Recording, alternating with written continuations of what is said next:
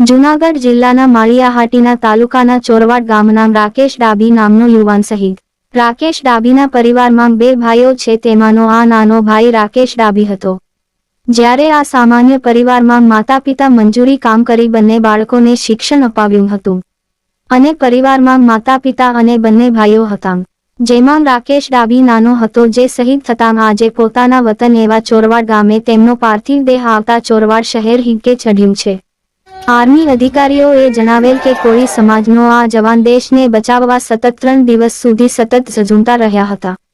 જૂનાગઢ, ભાવનગર, અમરેલી, બોટાદ સહિત જિલ્લાના કોળી સમાજના આગેવાનો ચોરવાડ પહોંચ્યા હતા અને શહીદ યાત્રામાં જોડાયા હતા। આજે શહીદનો પાર્થિવ દેહ વતન પરત આવતા ચોરવાડ ગામ સ્વયંભૂ બંધ હિમસ્ખલન થતાં ભારતીય સેનામાં ફરજ બજાવતા જૂનાગઢના ચોરવાડ ગામના જવાન શહીદ થયા હતા।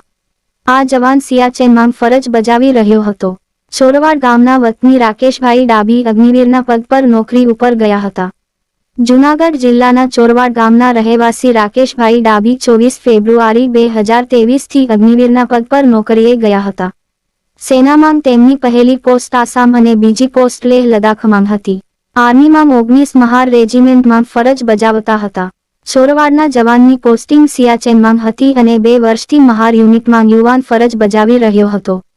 લેહના બરફના તોફાનમાં યુવાન સહિત અન્ય 2 યુવાનો શહીદ થયા હતા, જેમનો આજે પાર્થિવ દેહને પોતાના વતન ચોરવાડ ખાતે લાવતા ચોરવાડ ગામ હિંકે ચઢ્યું। આજે તેમને ગાર્ડ ઓફ ઓનર આપી તેમના પાર્થિવ દેહને અંતિમ સંસ્કાર કરવામાં આવ્યા હતા। જિલ્લાભરના લોકો શહીદ યાત્રામાં જોડાયા। જ્યારથી શહીદ જવાનના સમાચાર આવ્યા ત્યારથી અત્યાર સુધી નજીકના કોઈના ચૂલા પણ નથી સળગ્યા। રિપોર્ટર પ્રતાપ સિસોદિયા।